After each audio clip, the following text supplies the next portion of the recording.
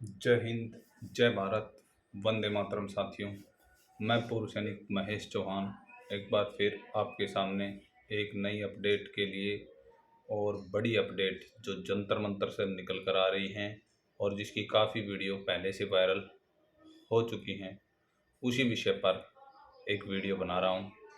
साथियों, 3 मार्च एक बार फिर याद दिला दूं, 3 मार्च चलो दिल्ली, पहुंचो दिल्ली, आओ दिल्ली, यानी कि सबका सैनिक संघर्ष कमेटी के आह्वान पर जंतर मंतर पर 3 मार्च को एक बार फिर विशाल रैली होने जा रही है। विशाल कहें या कितने पूर्व सैनिक उसमें हिस्सा लेंगे वो तो आने वाला समय बताएगा, लेकिन भारतवर्ष के समस्त पूर्व सैनिक साथियों से आह्वान है कि साथियों, यदि अगर हम अपनी OROP हकीकत में लेना चाहते हैं तो प्रत्येक कॉल में हमें बढ़ चढ़कर हिस्सा लेना पड़ेगा, क्योंकि ये जितने भी सैनिक संगठन हैं वो तो एक होंगे नहीं, हम पूर्व सैनिकों को ही एक होना पड़ेगा।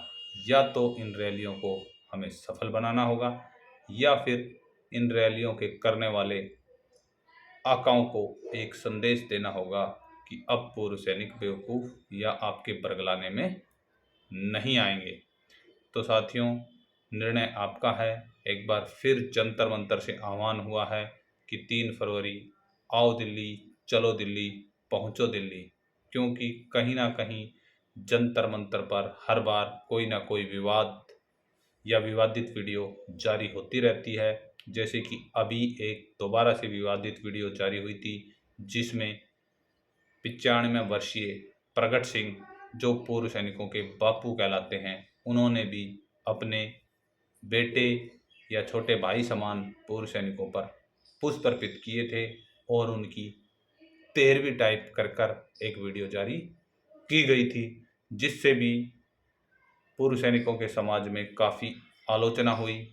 उसके बाद ही प्रगट सिंह साहब या ये कहूँ सबका सैनिक संघर्ष समिति का एक बड़ा आह्वान समस्त भारत के पूर्व सैनिकों को है कि 3 मार्च पहुंचो दिल्ली, आओ दिल्ली, अब की बार आर या पार, ये सब स्लोगन के साथ एक बार फिर पूर्व सैनिक दिल्ली में एकत्रित हो रहे हैं।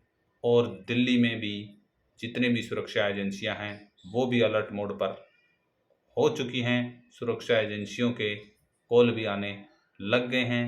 कहीं ना कहीं सुरक्षा एजेंसियां धारा 144 का हवाला देकर पूर्व सैनिकों को एकत्रित ना भी होने दें, क्योंकि जो किसान आंदोलन है वो भी बड़ा उग्र चल रहा है। और अभी जब 20 फरवरी को जो कुछ पूर्व सैनिक साथी हमारे पहुंचे थे, आपने वीडियो में देखा, पुलिस के साथ जो बहसबाजी हुई, पुलिस के साथ जो तू मैं हुई, उसके बाद भी एक बहुत बड़ा कदम है सबका सैनिक संघर्ष समिति का। 3 मार्च को चलो दिल्ली, आओ दिल्ली, पहुंचो दिल्ली।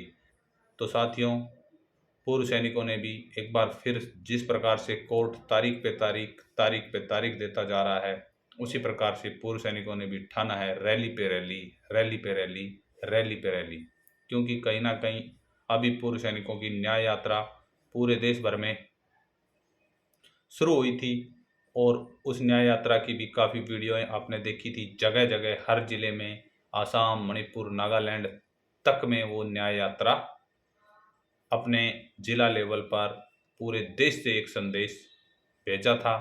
और रक्षा मंत्रालय से भी जो ज्ञापन DC महोदय को दिए गए थे उनके जवाब आने लग गए हैं।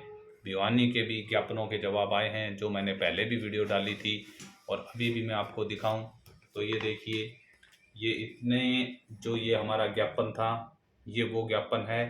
और उसके बाद अगर मैं आपको बात करूं तो ये एक आप अगर देख पा रहे हो तो देख सकते हो कि ये एक DDESW 2024 की जो एप्लीकेशन है, OROP में जवानों की विसंगतियां दूर करने के बारे में केस क्लोज हो गया है। Shri Tirath Ram, deputy commissioner, department of ex serviceman welfare, room number 116, B wing, Sena Bhawan, नई दिल्ली, उन्होंने ये लेटर दिया है जो कि भिवानी के समस्त पूर्व सैनिक संगठनों के नाम से हमारे पास पहुंचा है। तो साथियों देख सकते हो कि कहीं ना कहीं उन्होंने आपकी जो भी क्यूरियाँ थी वो क्लोज कर दी है, और कहीं ना कहीं आप ये कह सकते हो कि ये 6 पेज का लेटर उन्होंने कार्यालय रक्षा लेखा विभाग द्वारा भी भेजा था, जिसको मैं पहले भी वीडियो डाल चुका हूं। जिस साथी ने नहीं देखी है तो वो देख सकता है मेरे चैनल पर उस वीडियो को। तो साथियों उसके बाद भी एक बहुत बड़ा कदम है सबका सैनिक संघर्ष समिति द्वारा कि 3 मार्च को जंतर मंतर पर आह्वान किया गया है। मेरी भी आप सभी पूर्व सैनिक साथियों से यही विनती है कि साथियों ज़्यादा से ज़्यादा संख्या में पहुँचें, एकजुट हों।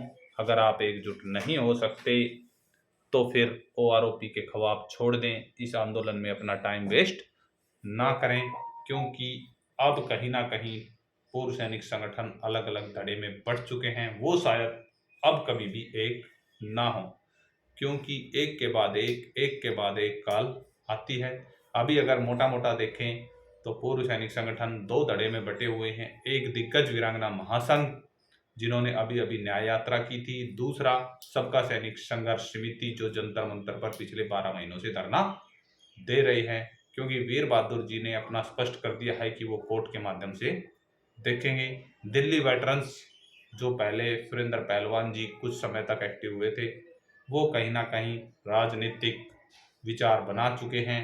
उनके नाम से एक लेटर भी जारी हुआ है जो कि वीरों के वीर इंडिया पार्टी का है, और उसमें वो दिल्ली से चुनाव लड़ेंगे शायद। उसके बाद वीर सिंह चौहान साहब की बात करें तो वो कल खुद लाइव आए थे और उन्होंने बता दिया था कि हम चुनाव में उतरेंगे, 543 सीटों पे इलेक्शन लड़ेंगे। तो कहीं ना कहीं आम पूर्व सैनिक की जो उम्मीदें थी वो धूमिल होती दिखाई दे रही है, क्योंकि 1 साल से संघर्षरत हैं, लेकिन एक बार भी सरकार ने ये चेष्टा नहीं की है कि हमें पूर्व सैनिकों से, पूर्व सैनिक संगठनों से बातचीत करनी चाहिए। हालांकि माननीय प्रधानमंत्री मोदी साहब समय समय पर हर रैली में OROP के पैसे का जिक्र करते आए हैं। तो आम जनता और आम समाज में ये आह्वान है कि कहीं ना कहीं भारत सरकार ने OROP पर 1 लाख करोड़ रुपए खर्च किया है।